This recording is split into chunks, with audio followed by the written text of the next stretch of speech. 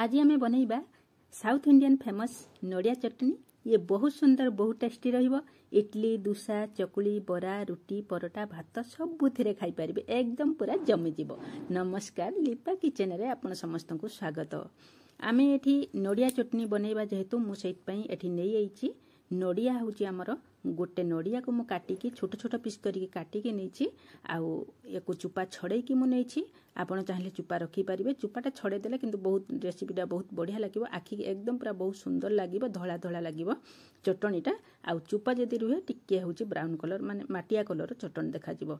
आपण बेटर होबो आपण चुपा को बाहर कर नेबे। आउ एमती छोट छोट पीस करी काटि नेबे, नहेले होची कुरुणी साहाय्य रे नड़िया कुरुणी साहाय्य रे एमती कुरी की मध्य नै पारिबे। मु एठी छोट छोट पीस करी काटि देइची। आउ ता ब्राउन कलर चुपाटा को बाहर कर नेइची। एथरा आमे नेक्स्ट स्टेप को जिबा। मु एठी गुटे करेई बसे नेइची। केवल सुखिला करेई बसेइची, माने तेल सेतरे देई नै। सुखिला करे रे एमती 2 चम्मच मु नेइची होची बुट डाली नेकी आमे एमती ताकू 2 मिनिट भलिया ताकू होची भाजी नबा, जेमती पूरा एकदम हमर भलकी भाजी हे जिवो। आ कलर टिके चेंज हे जिवो। देखंतु एठी हमर बुट डाली प्राय भाजी हे गलानी। एथर आमे गैस को होची बंद करनबा।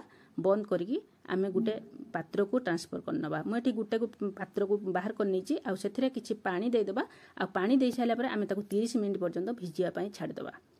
वीडियो टी जदि भलो लागे लाइक शेयर सब्सक्राइब करिको भूलिबेनी। फेसबुक पेज देखतले फॉलो तो निश्चय करिवे। आ एठी गुटे ग्राइंडिंग जार नै आइची। आ सेथिरे मु जो काटी के रखितिली नड़िया को ता भितर ऐड कर नेची। आ जो बुट डालीटा को भिजै रखितिले ताकू मध्य दे देची।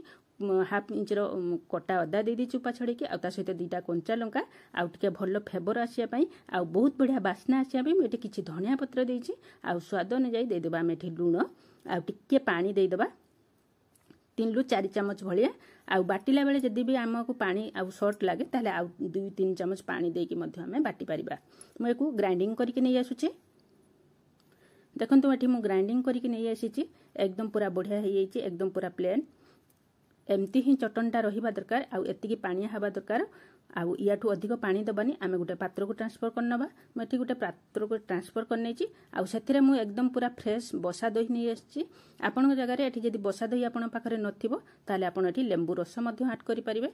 गुटे लेंबू को काटी की ता रस को मध्य 4 चम्मच भलिया लेंबू रस आपन दे देबे। आपन को खट्टा जतिकी आपन चाहिबे सेतिकी लेंबू रस देबे। मु एठी दही की देकी सब भलकी मिसै नैची। एतिकी ही पानिया रखिए दरकार, कहीं इडली दोसा बरा सहित खाया पई भल लागिवो। आमे गुटे छुंक दबा। मु एठी दे दीची 2 चम्मच होची रिफाइन तेल। रिफाइन तेल जेतले हमर गरम हो जिवो सेतरे आमे हाफ चम्मच दे दबा कोला सोरिष। सोरिष एकदम पूरा चटचट हेकी फुटी जिवो। से तापरे आमे कोन करबा ने 2 रु 3टा आमे दे दबा सुखिला लंका। आउ किछि आमे दे दबा बढ़िया फ्लेवर आसिया पई किछि भुसंग पत्र। आउ टिके होची हिंगू दे देले बहुत बढ़िया बास्ना आसीबो। आमे तळे छुंक पूरा हे जिवो। गैस को आमे बंद कर दबा। आ टिके कलर आसिया पई टिके होची बिना राग वाला कलर पाउडर देकी आमे ए छुंकटा को प्रस्तुत करनबा। आ एमती गरमा गरम आमे नड़िया चटनी सहित मिसै नबा। देखंतु मेटी सब मिसै नैची। भलके आमे मिसै नबा। एथर आमर प्रस्तुत हे गला नड़िया चटनी। आ ये बहुत सुंदर बहुत टेस्टी रहिबो। आपण एको निश्चित भाव घरे ट्राई करंतु। देखिबे आपण बहुत भलो लागिबो। आपण एको सबुथिरे खाई परिबे। निश्चय थरे ट्राई करंतु। आउ थरे कोइ रखुची या परे होची टिके कटा धनिया पत्र पकांतु। आहुर बहुत सुंदर लागिबो। आउ थरे कहूची आपण को जदी रेसिपीटी भलो लागछि लाइक शेयर सब्सक्राइब करिया को भूलिबेनी। रहूची बाय, जय जगन्नाथ।